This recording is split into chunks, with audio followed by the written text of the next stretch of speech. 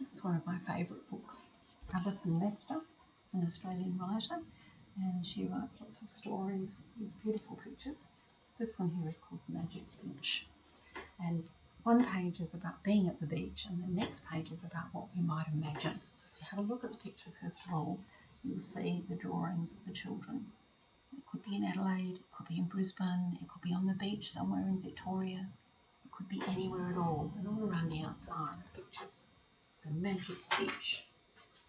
At our beach, at our magic beach, we swim in the sparkling sea, splashing and surfing and jumping the waves, shrieking and laughing with glee.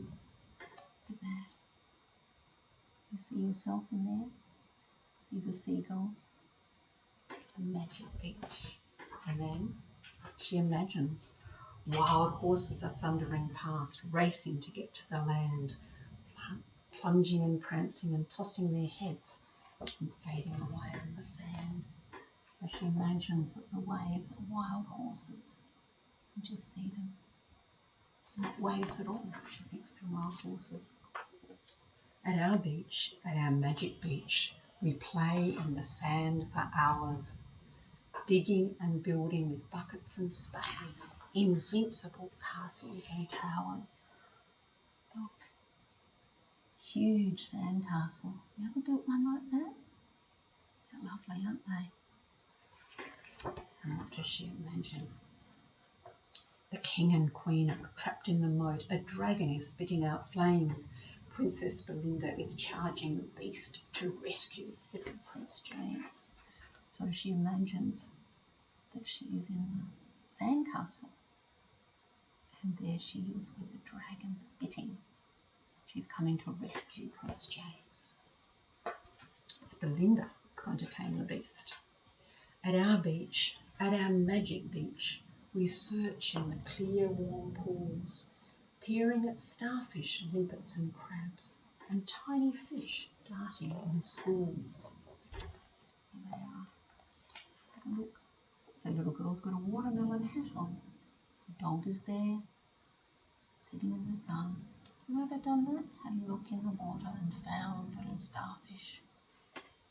Now, what does she imagine that might be? Into the kingdom of fishes we go, riding the sea dragon's tails.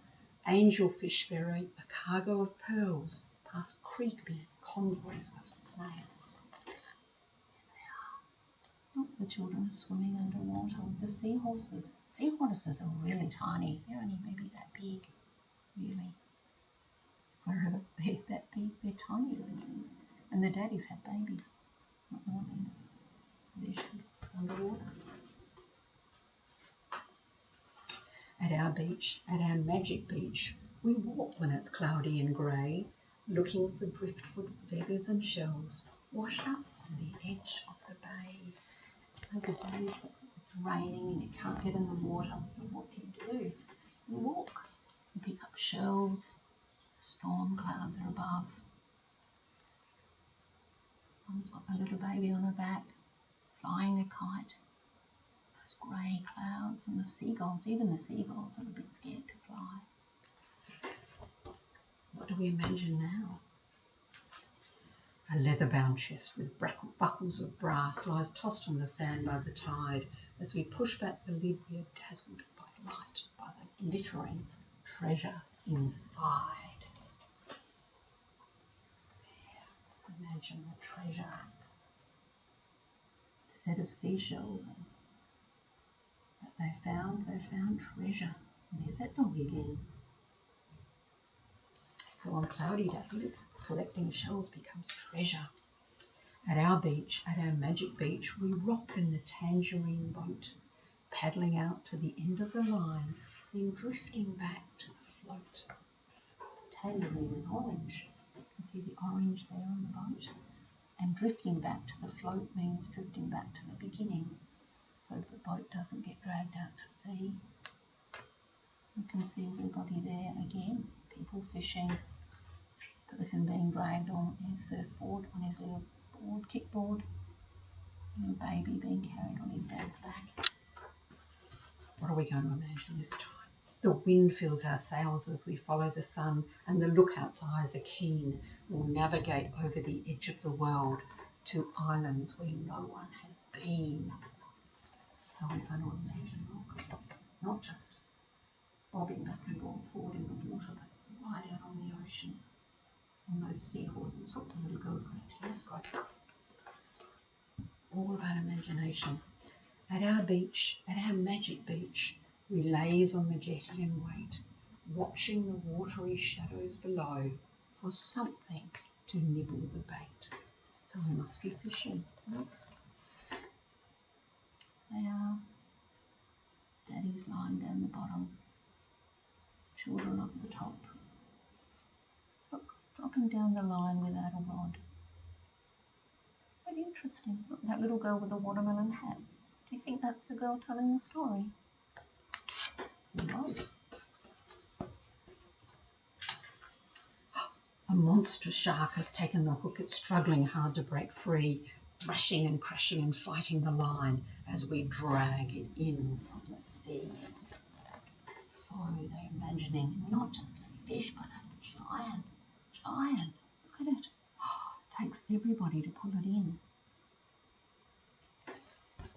Great imagination. At our beach, at our magic beach, we bask in the glow of the fire. The moon makes a silvery path on the sea, and the waves come to shore with a sigh. Have you ever lit a fire by the beach at night? Look at that, toasted marshmallows. Everybody's a bit tired from the day. Someone has lit the fire and got the wood ready. The children have all come down to sit around, just listening to the crackle. What are they going to imagine this time? A beacon is signalling up on the cliff, and answer blings back from the bay. Smugglers are hauling in crate loads of rum and stealing quietly away. So the children imagine that there's smuggling going on. That means bringing things on shore that you shouldn't. They're imagining that while they're sitting by the fire, watching an old story. And the last thing they do, at our beach, at our magic beach, the old bed is cosy and wide. To the sounds of the ocean, we slip through the night. I love this picture. Look at it. Look at them all. The old bed is cosy and wide. Look, it fits 4 people in the bed. Got their stuff at the bottom where they've packed. Got fish above, and out there you can see the moon reflecting on the water. Beautiful. To the sounds of the ocean, we slip through the night, adrift on an evening tide. There they are. So that's, if you've ever been to the beach, Alison Lester takes you there and says, what can we imagine that's happening at the beach? That's the end of the story.